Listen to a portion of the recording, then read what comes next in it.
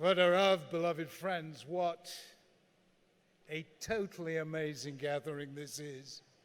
And what a great, unbelievable organization Mizrachi is. May Hashem bless you all. Friends, one of my favorite stories I heard from the late Eli Wiesel, Zichro Livracha. He said, did you know that there was a time when Theodor Herzl and Sigmund Freud lived together in the same street in Vienna? He said, luckily, they never met. He said, can you imagine what would have happened had they met? Theodor Herzl would have said, I have this dream of a Jewish state. Sigmund Freud would have said, tell me, Herr Herzl, how long have you been having this dream? Lie down on my couch and I will psychoanalyze you. Theodor Herzl would have been psychoanalyzed, cured of his dreams, and today there would be no Medinat Yisrael. Friends, we are the people who were never cured of our dreams. And we had three great dreams. Dream one, Tikabu Shofar Gadol Cherusenu V'San Neis Lekabetz Galuyotenu, the dream of Kibbutz Galuyot. That dream began with the first Aliyah in 1882, and that dream came true. The second dream, Hashiva Shovtenu Kvarishona Ribono Shel Olam, let us rule ourselves and not be ruled by others. And that dream came true on the 5th of Iyar, 5708 on Yom Ha'atzmaut, but there always was a third dream. Yom Yerushalayim irecha, barachamim tashuv.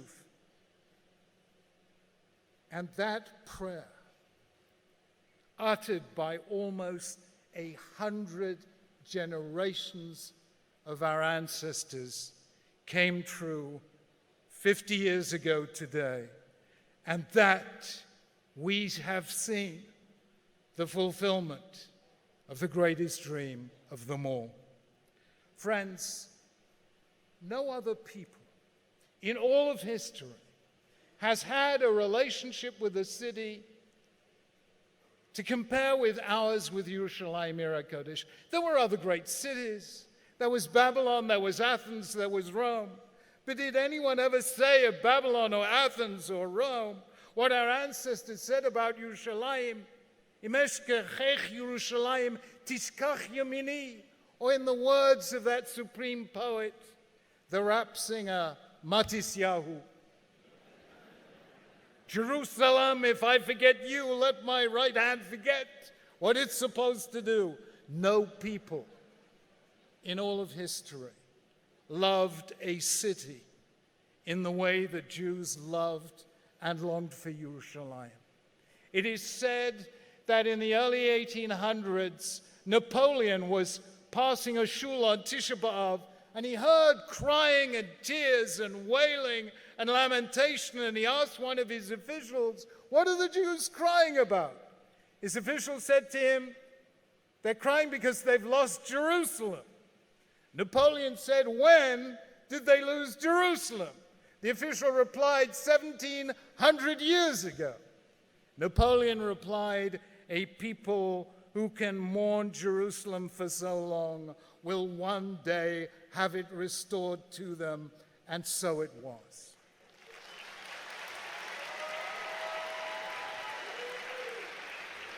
Rav Soloveitchik Zatzal pointed out one of the great ironies, which sometimes we forget, that during the Six-Day War itself, as Israel faced the massed armies of Egypt in the south and Syria in the north, the Israeli government sent messengers secretly to King Hussein of Jordan, begging him to stay out of the war. They said, we have no quarrel with you or with Jordan. We don't want to fight. And yet King Hussein refused to listen. He launched an attack, and only because of that was Israel forced to fight, and in one of the toughest battles of the war, in which Israel and Tzahal lost so many, many, many young and heroic lives. Because of that came the words that moved and lifted every Jewish heart in the entire world. Har Habayit biyadenu. And the city came back to the people who never forgot it and never gave up hope for it. And we have lived to see Jerusalem reunited and rebuilt. And one of the great wounds of Jewish history has been healed. And we say humbly and with gratitude, Me'et Hashem haita zot hi niflat be'einenu.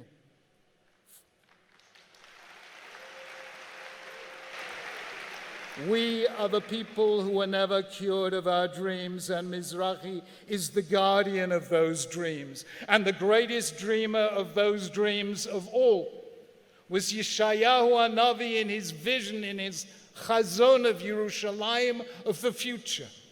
And what the greatest of the prophets, Yeshayahu HaNavi, could only see in a vision, we have lived to see with our own eyes today. First of all, he had three visions, three dreams. Number one, Valchu amim rabim v'amru l'chu v'na'aleh el har Hashem. Many peoples will say, come, let us go up to the mountain of the Lord. And knowing it was Mizrachi, and knowing it was the 50th anniversary of Yerushalayim, today we had the President of the United States also saying, come, let us go up to the mountain of the Lord.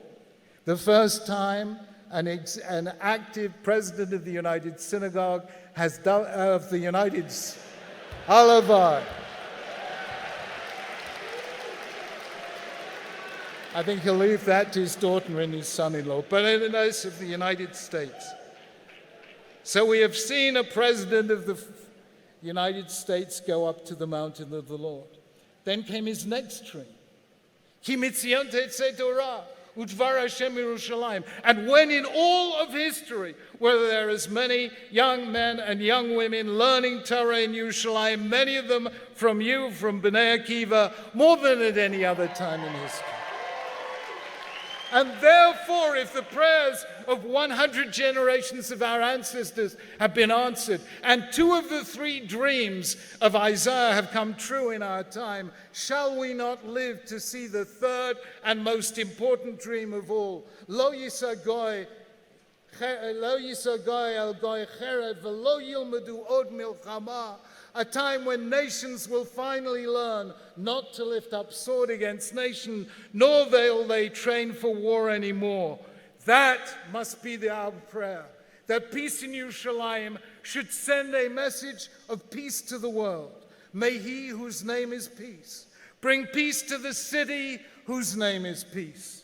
And from there let it spread throughout the Middle East and throughout the world. And let Yerushalayim inspire not just us, but the world. B'mehera b'yameinu. Amen.